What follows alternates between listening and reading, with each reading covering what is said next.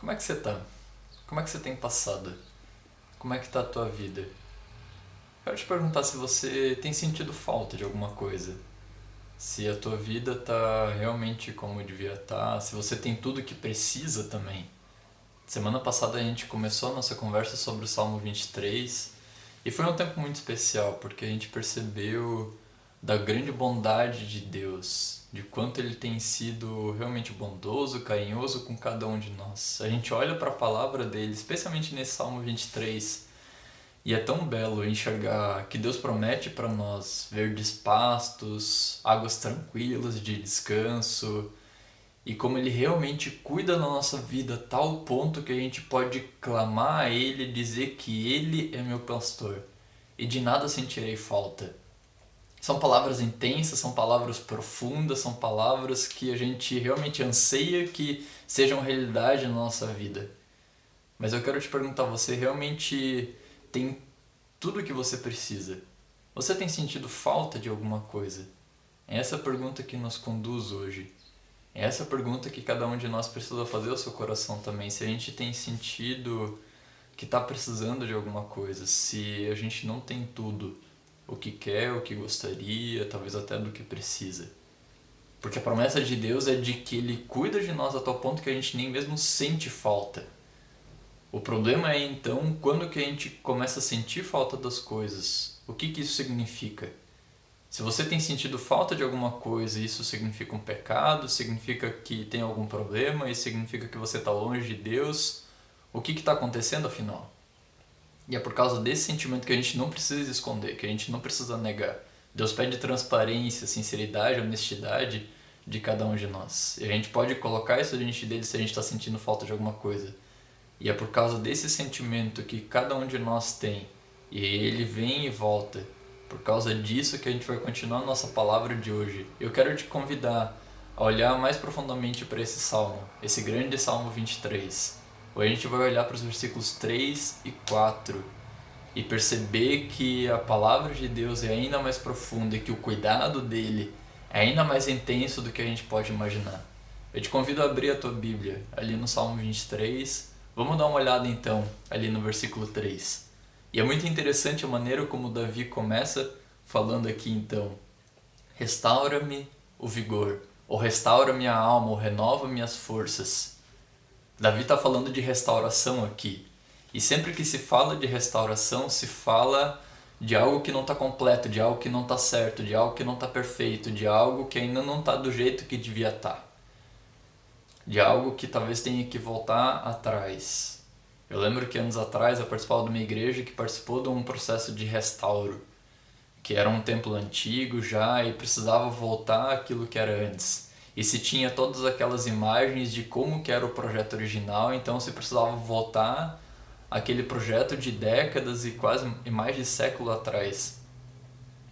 Restauro é voltar ao original. E Davi está falando para aqueles que precisam ser restaurados. Percebe que essa palavra ela não se aplica a todo mundo. A promessa de Deus de restauração é para aqueles que precisam de fato dessa restauração, daqueles que percebem essa necessidade. E a minha pergunta é se você percebe que precisa ser restaurado também. Se você percebe que tem alguma coisa que não está do jeito que devia estar. Se tem algo que precisa voltar atrás. Se tem algo que precisa ser consertado, que precisa ser restaurado. Se você percebe isso, essa palavra é para você. Se você quer algo mais profundo e intenso, essa promessa de Deus é para você. E é interessante que ele não fala de restaurar qualquer coisa. As traduções que a gente tem normalmente falam de restaurar o vigor, as forças, mas o que a palavra fala aqui é de restaurar a alma, restaurar a pessoa, me restaurar por completo. Porque Davi percebe que o maior problema na nossa vida não são as coisas que a gente tem ou deixa de ter. Não é quando a gente está no momento alto ou baixo. O maior problema da nossa vida é o quanto a gente se afastou de Deus. E o quanto o pecado te levou para longe do teu Criador. E por isso ele fala de restaurar a pessoa por completo, não só corrigir uma área da minha vida, mas eu como um todo. A tal ponto que a tradução literal aqui, o que Davi realmente falou nesse salmo, é que a promessa de Deus é que ele nos traz de volta. Simplesmente isso. Ele nos traz de volta àquele estado que a gente deveria estar. Parecido com um processo de restauro numa igreja ou num prédio antigo. Volta àquele projeto original, que é tão belo e que é tão bonito e que às vezes se perde por uma pintura antiga, que às vezes a gente vê aquelas marcas de ferrugem e de tantas outras coisas. A gente vê as marcas do tempo e a gente restaura essas coisas para voltarem à sua beleza original. E é isso que Deus está prometendo aqui. Ele nos traz de volta. Ele nos traz de volta aquela condição em que a gente era amigo de Deus, em que a gente estava próximo, em que a gente podia olhar para Ele sem medo, sem culpa, sem vergonha. Que a gente podia confiar de todo o coração. Não importa o teu pecado, não importa a tua história, cada um de nós foi afastado de Deus, cada um de nós se afastou dele. A própria palavra fala isso, que todos pecaram, todos estão distantes da glória de Deus. Todos nós, sem exceção. E a promessa dele é nos trazer de volta, porque o maior problema não é essa situação que você está passando agora. O maior problema não é o que você tem ou o que você deixa de ter, e eu quero ser bem insistente nisso. O maior problema é a tua condição com relação ao teu Criador. Se você está longe, não importa que você tenha todas as coisas, não importa que volte as coisas como eram antes e passe essa crise. Se você está longe do teu Criador, a tua vida vai ser imperfeita, vai ser incompleta e você não vai conseguir encontrar alegria. Por outro lado, se você está perto do teu Criador, se Ele de fato te trouxer de volta, aí sim você vai experimentar grandes coisas. Aí não importa o que está passando, a alegria não é algo que vem de fora, porque quando a gente está com Deus, mesmo que tudo aquilo que é externo a nós, mesmo aquilo, toda a nossa realidade ao nosso redor, mesmo que tudo isso esteja ruim, nada vai ser capaz de roubar a nossa alegria. E dá para perceber isso nas palavras de Davi em seguida. Quando Deus nos guia por veredas de justiça, porque esse é o seu grande objetivo. Ele nos restaura, não nos fazendo pessoas mais felizes necessariamente, não nos dando tudo o que a gente quer. Ele nos restaura, nos guiando por veredas, por caminhos de justiça. Por uma vida muito maior, muito mais madura, muito mais completa, do jeito que a gente deveria ser. E é interessante como ele coloca logo em seguida que ele faz isso por amor do seu nome. Essa é uma expressão que eu sempre achava muito estranha. Eu sempre imaginava que quando Deus faz alguma coisa por nós, quando Ele nos restaura, quando Ele nos guia, quando Ele cuida de nós, Ele faz por amor de nós. E aqui Davi está falando que Deus faz tudo isso por amor do seu nome, por amor do nome de Deus, não por nós. É interessante que você já teve aquela impressão de comprar um produto novo, seja uma roupa, um celular, um carro, talvez. E aquela impressão que a gente fica quando aquilo é novo, isso traz uma satisfação, isso traz um sentimento tão bom pra gente. Porque a gente gosta daquilo, a gente quer usar aquilo, a gente quer estar junto, a gente quer aproveitar aquilo. Mas passa o tempo e esse sentimento se vai. Ou porque a coisa começa a ficar velha, ou porque ela começa a estragar, ou porque surge alguma coisa nova. A gente deixa de ter aquele apreço todo por aquilo. A gente deixa de amar aquilo. Se é que alguma vez não amou. Quando a gente falha, não tem como gostar. Quando a gente se dá conta do tamanho do pecado, do tamanho da maldade que tem em cada um de nós, quando a gente é sincero com a gente mesmo, não dá para depender de nós para alguém gostar da gente. Quando Deus nos ama, Ele não depende da nossa condição. Quando Ele te ama e te cuida, Ele não depende da tua história, não importa a tua história, porque Ele ama por amor do próprio nome de Deus. Isso significa que Ele ama com base em algo que é estável, com algo que não muda. Com base nesse nome, que significa a identidade de Deus, desse Deus que é o mesmo ontem, hoje e para todo sempre. Isso é ainda mais belo do que querer dizer que Ele ama por amor de nós. Quando Ele ama por amor do seu nome, Ele está dizendo que esse amor dele vai permanecer para todo sempre. Não importa o que aconteça, a gente está no alto ou está no baixo. Lembra muito aquela promessa de casamento, na riqueza, na pobreza, na saúde e na doença. Não importa o que aconteça, o amor dele por ti continua e permanece, sem falha nenhuma, sem diminuir nem uma vírgula. Aí a gente começa a se dar conta dessa promessa dele. E a gente percebe o tamanho dessa promessa nas piores horas. Aí que a gente percebe realmente o tamanho do sentimento, do amor que Deus tem por cada um de nós. Davi continua ali no versículo 4. Mesmo quando eu andar por um vale de trevas e morte, não temerei perigo algum, pois tu estás comigo. Mesmo quando eu andar por um vale de trevas e morte, não temerei perigo algum. E é nas horas de crise, é nas horas de dificuldade que a gente mais tem a impressão, às vezes, de que Deus está longe de nós. O que está acontecendo afinal? Se Deus prometeu ser tão amoroso e tão cuidadoso, por que eu estou passando por essa situação? E cada um de nós tem as suas lutas agora. De repente, alguns estão lutando com questão de salário, porque o emprego está difícil, porque o comércio não está dando certo. Alguns sentem falta de outras pessoas e pessoas importantes, pessoas com quem podiam conversar, com quem podiam abrir seu coração, com quem podiam buscar ajuda. Alguns simplesmente estão cansados de ficar dentro de casa. Mesmo quando eu andar por um vale de trevas e morte, mesmo que essa situação piore na nossa região, mesmo que a gente perca pessoas queridas, mesmo que tudo piore a um ponto que a gente acha que não é mais capaz de suportar, não temerei perigo algum, pois tu estás comigo. E percebe que é aí que vem a grandeza da coisa. Porque nas horas de dificuldade é aí que a gente sente que Deus está longe, mas a promessa dele é que mesmo nessas horas, mesmo no vale de sombra e morte, mesmo na mais completa escuridão, mesmo quando a gente não sabe o que vem pela frente, tu estás comigo. A gente pode até ter um sentimento de abandono, mas a promessa dele é que ele continua do nosso lado. Talvez pela escuridão a gente não consiga enxergar a presença dele, mas ele continua ali perto de cada um de nós. E isso é tão belo. Eu tenho ligado para algumas pessoas e conversado com elas e tentando perceber essa dificuldade, tentando perceber o que cada um está passando e colocando também o que eu estou passando. E para mim uma das maiores dificuldades, e eu percebo que é uma das coisas que eu mais falo nas ligações, é que o mais difícil é que a gente não sabe o que vem pela frente. O mais difícil é que a gente não sabe quanto que vai durar, a gente não sabe o que vai acontecer. Parece que tem escuridão diante de nós. Porque a gente coloca um palmo à nossa frente e a gente não sabe mais o que tem ali. E no dia seguinte, talvez mude um decreto. E na semana seguinte, talvez essa infecção aumente na nossa cidade. Talvez daqui a um mês, pessoas próximas podem perder a vida. A gente não sabe o que vai acontecer. E ainda assim, quando a gente acha que está tudo errado, quando a gente acha que Deus largou de nós, não temerei perigo algum, pois tu estás comigo. Davi passou por vários momentos de crise, momentos de grande dificuldade, maiores do que qualquer um de nós já passou. Ele de fato encarou a morte de perto e foi perseguido, e pessoas queriam tirar a vida dele e chegaram muito perto de fazer isso.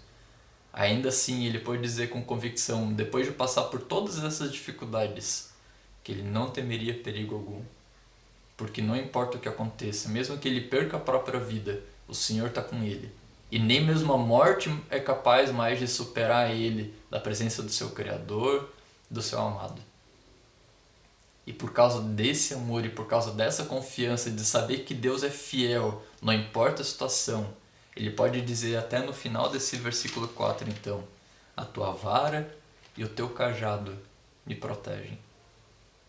A primeira pergunta que a gente tem nas situações é se no momento de dificuldade Deus está presente e onde que Ele está nessas horas. Mas aí de repente tem situações que a gente percebe que talvez o próprio Deus está colocando diante de nós.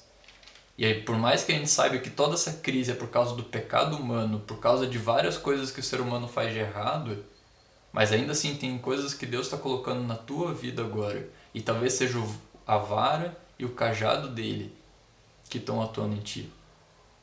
Talvez seja estranha essa expressão, a vara e o cajado de Deus. Lembra que Davi está falando aqui como um pastor e ele está comparando cada ser humano a uma ovelha.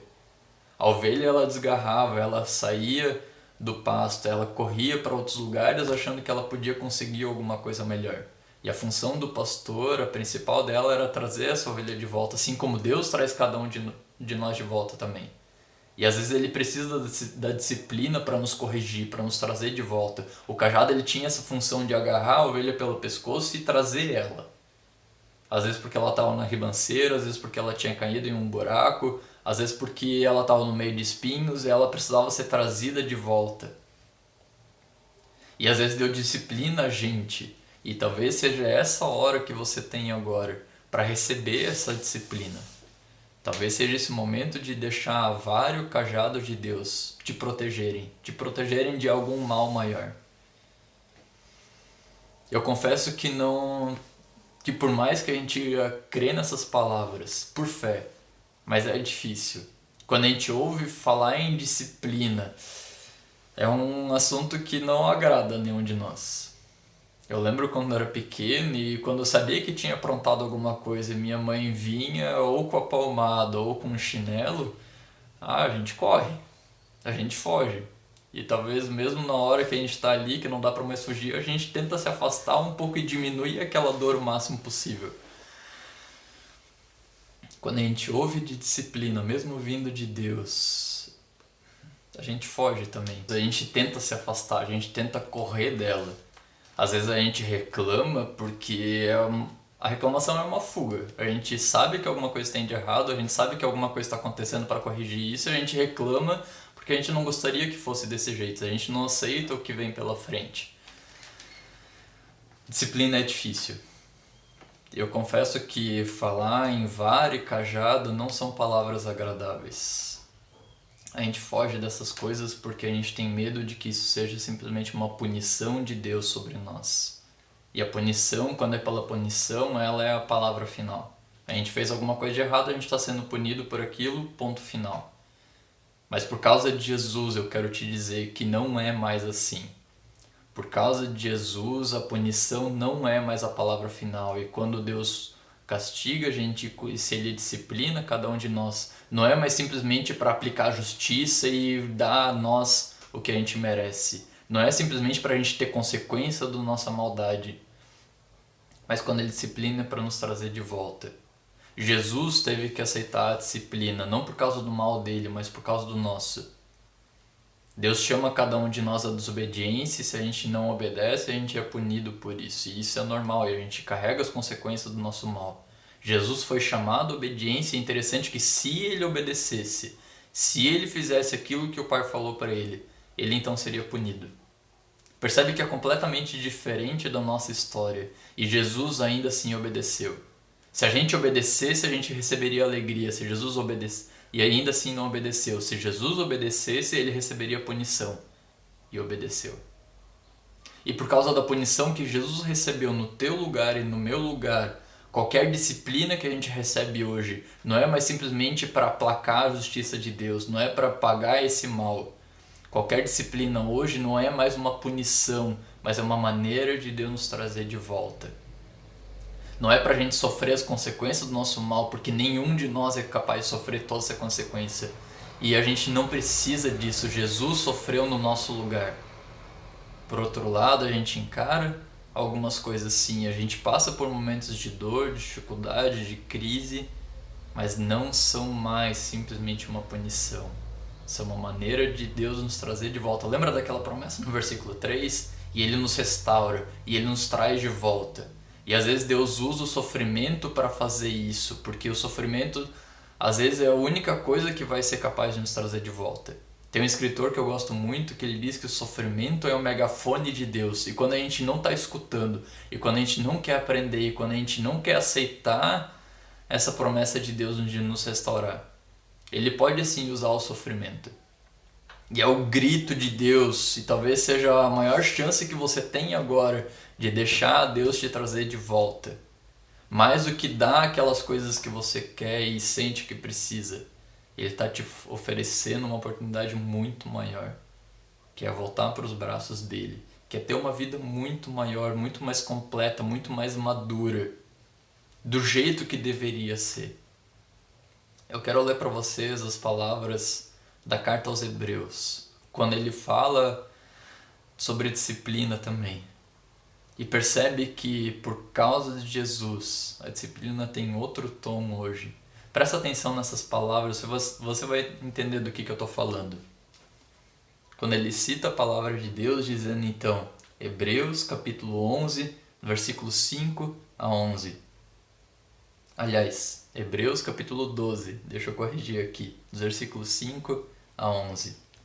Meu filho, não despreze a disciplina do Senhor, nem se magoe com a sua repreensão, pois o Senhor disciplina a quem ama, e castiga todo aquele a quem aceita como filho. Suportem as dificuldades, recebendo-as como disciplina. Deus os trata como filhos. Ora, qual o filho que não é disciplinado por seu pai? Se vocês não são disciplinados, a disciplina é para todos os filhos, então vocês não são filhos legítimos, mas sim ilegítimos. Além disso, tínhamos pais humanos que nos disciplinavam e nós os respeitávamos. Quanto mais devemos submeter-nos ao Pai dos Espíritos para assim vivermos. Nossos pais nos disciplinavam por curto período, segundo lhes parecia melhor. Mas Deus nos disciplina para o nosso bem, para que participemos da sua santidade. Nenhuma disciplina parece ser motivo de alegria no momento, mas sim de tristeza, isso é verdade. Mais tarde, porém, produz frutos de justiça e paz para aqueles que por ela foram exercitados. Percebe que a disciplina faz parte da criação de um pai para com seus filhos. E se a gente é disciplinado, não é mais porque Deus quer te punir.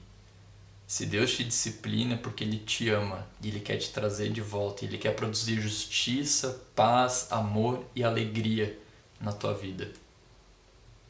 Por causa de Jesus, a gente pode encarar esse momento como um aprendizado, sim.